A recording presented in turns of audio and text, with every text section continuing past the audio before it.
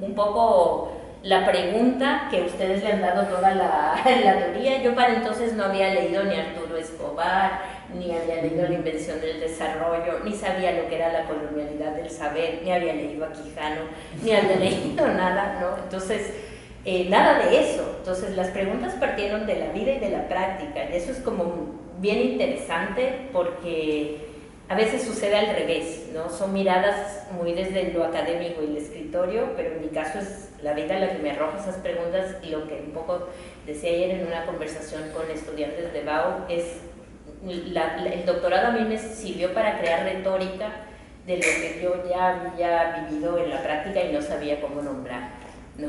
Y entonces, de alguna forma fue como darle valor a esa praxis que había hecho durante casi más de una década, ¿no? En ese trabajo comunitario. Resignificando un montón de palabras. Sí, claro, claro.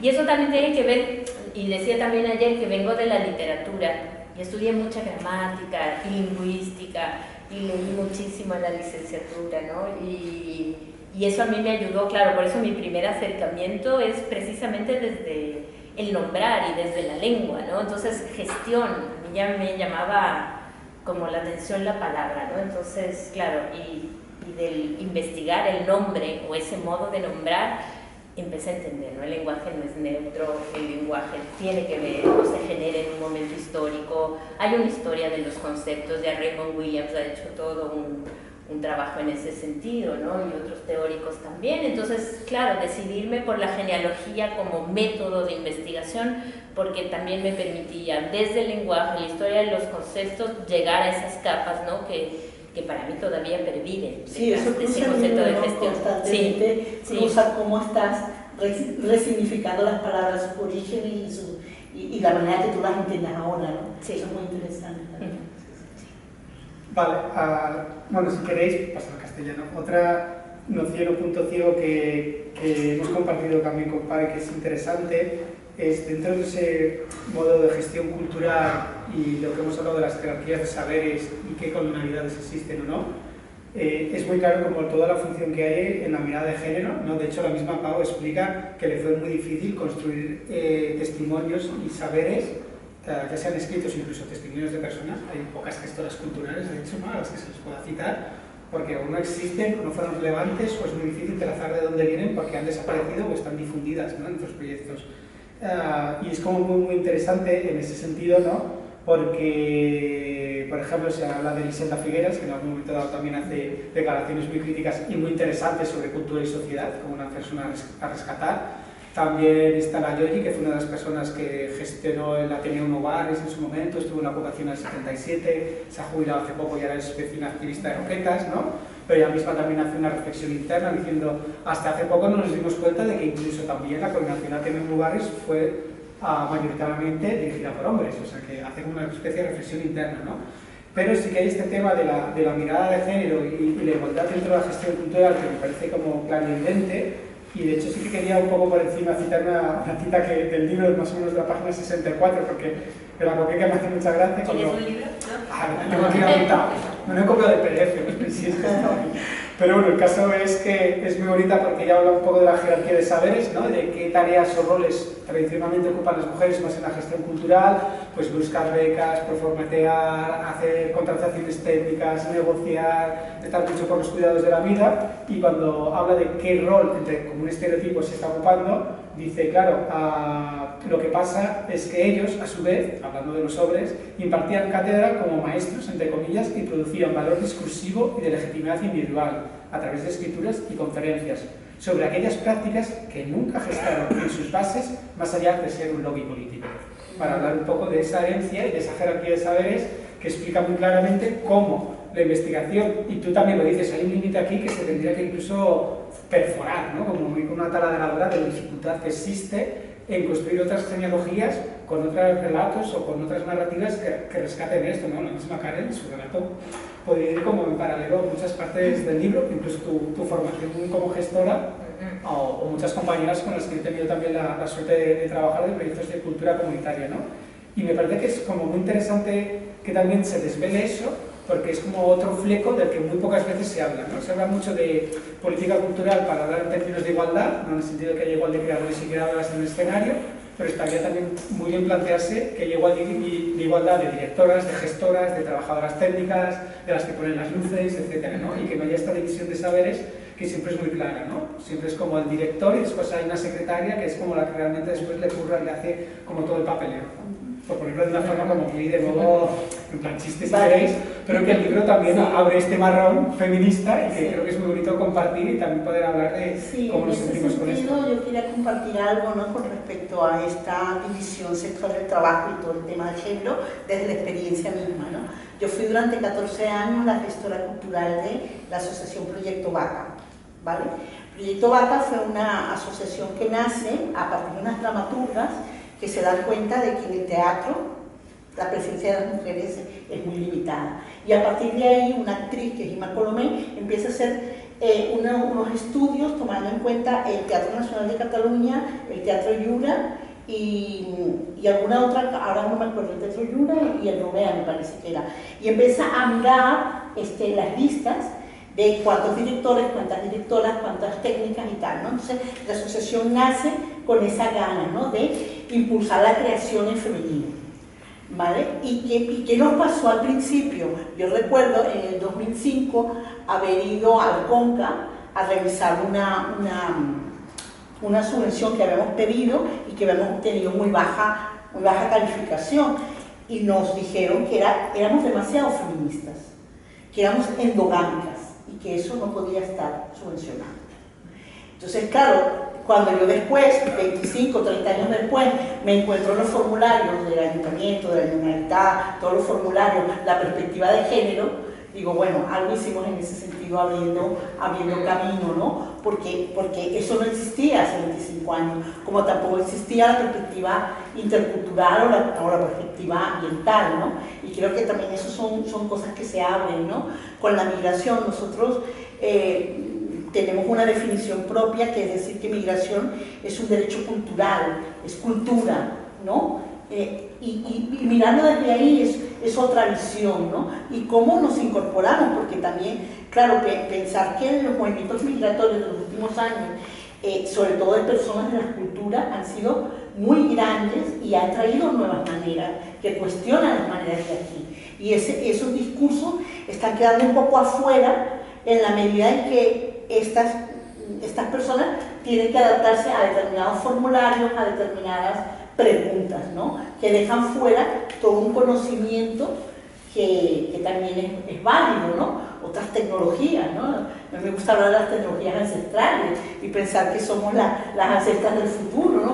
Todo ese tipo de cosas no están presentes, ¿no? Y creo que sería en el debate cultural de la ciudad interesante, ¿no? Encontrar los mecanismos para que eso que esté enunciado, sí, que esté enunciado, los derechos de todas las personas, la intercultural, la interdisciplinar, encuentre cauces realmente efectivos y de diálogo, ¿no? Porque hasta ahora ese diálogo no es como tú planteabas, ¿no?, que no es un diálogo así, horizontal, sino es un diálogo de arriba abajo, de abajo arriba, y eso yo creo que tiene que cambiar si queremos hablar de gestión de lo comunitario, de procesos más comunitarios, más abiertos, donde la gente tenga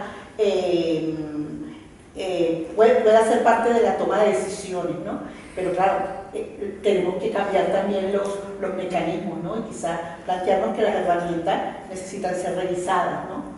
Cuestionadas, que es lo que haces tú con el libro, ¿no? Cuestionas una serie de herramientas y dices, ¿están siendo efectivas o no están siendo efectivas? ¿A qué están obedeciendo? ¿A qué política obedece una herramienta? Porque ya nos hemos dado cuenta que la de Tordea no existe, también la herramienta es política, ¿no? Entonces, bueno, todo esto yo creo que es súper interesante, a partir también de... Algo que bueno, que recoge un poco lo que han dicho las dos, y sí, cuando empiezo a hacer la investigación, también desde mi propia práctica y en el colectivo que les contaba que, bueno, creamos cuando, con compañeros sociólogos, cuando regresé a Ecuador con el máster intentamos hacer una especie de fábrica que fracasó. Fue fue interesante ver cómo se empezaba a dividir el trabajo, sin que yo en ese momento supiera que había una división sexual del trabajo, pero entendía que yo estaba haciéndome cargo de ciertas tareas que mis compañeros no las hacían, ¿no? Y claro, entendía ahí que mi compañera y yo dentro del colectivo asumíamos muchísimas tareas, lo que podríamos decir gestión, que era hacer proyectos, la llamada, las reuniones, ¿no? El trabajo feminizado, todo el tiempo. Y después con los años, y claro, y el pasar por el doctorado, lo que decía, me dio esa retórica para poder nombrar precisamente esto que era la feminización de la gestión cultural, ¿no? Es un trabajo feminizado. Después cuando empecé ya a enseñar gestión cultural en maestrías, que ya son muchos años, la mayoría de mis estudiantes son mujeres o son también diversidades sexogenéricas. O sea, en un 90-95% puede ser. Entonces eso no es casual, ¿no?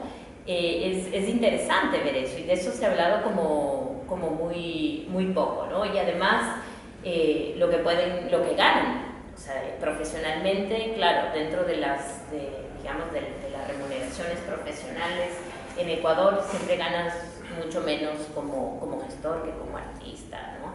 Y después de eso ya me llegó a acompañar como otras investigaciones.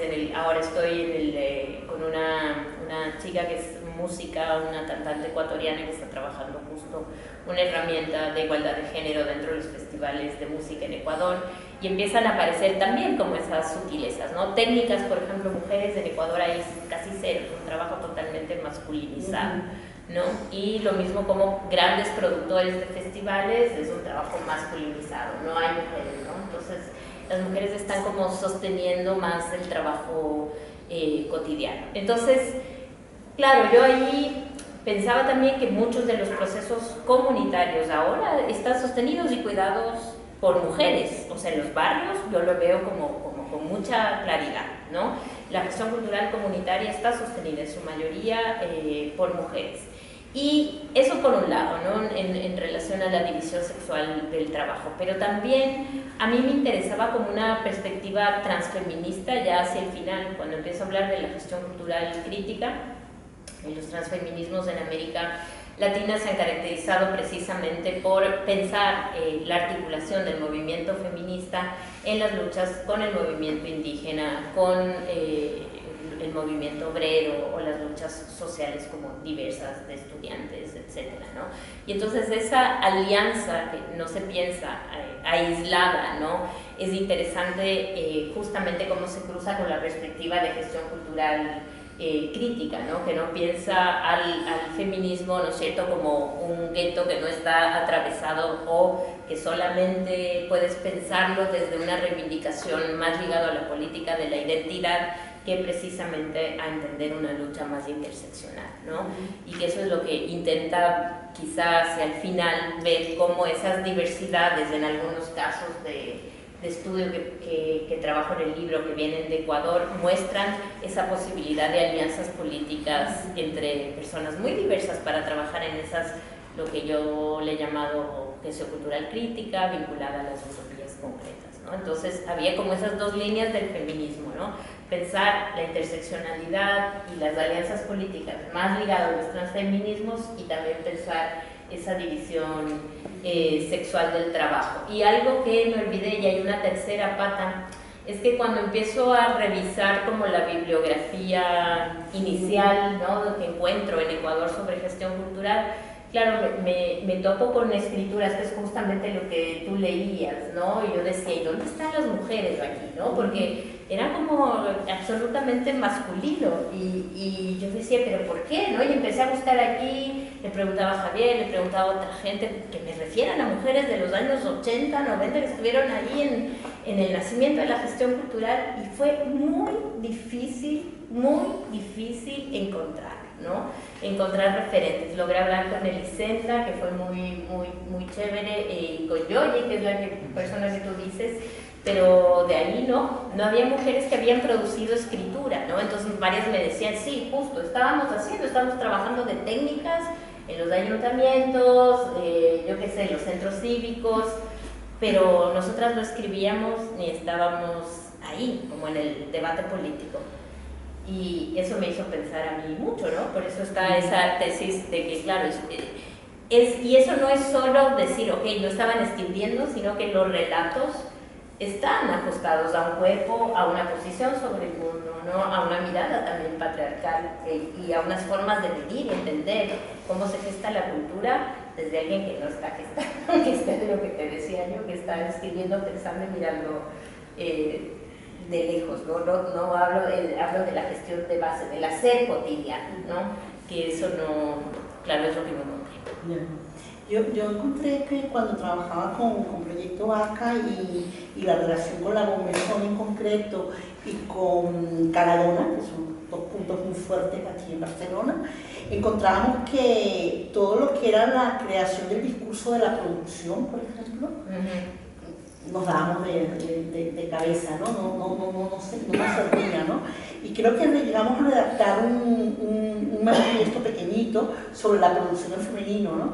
Y hablábamos por primera vez, y nos miraban así con cara de que están locas, cuando hablamos de incorporar en la producción desde lo femenino el amor, por ejemplo. El amor por hacer las cosas, el amor por el cuidado, el amor, ¿no? El amor en toda su vertiente, esa parte nutritiva, no solo reproductiva, ¿no? Y yo recuerdo que nos mirábamos, que lo poníamos, ¿no? Lo poníamos en nuestros acrósticos, poníamos vaca, variedad, amor y tal, y cuando uno dice, ¿por qué tiene que ver el amor con la producción cultural, ¿no? Y nosotros entendíamos que sí, y poco después han empezado a incorporarse todos los discursos sobre los cuidados, sobre poner la vida en el centro, sobre todo ese tipo de cosas, y todo eso viene de la práctica, de esa práctica que tú comentas, de lo femenino en relación a procesos creativos. Entonces, claro, cuando tú lo tomas de ahí, no lo tomas de la teoría, entonces, claro, de repente hace con la palabra, dices, choca con la realidad, ¿no? Que dices, hablar de amor cuando estás hablando de producción cultural, parecieran universos totalmente diferentes, y no, están ahí.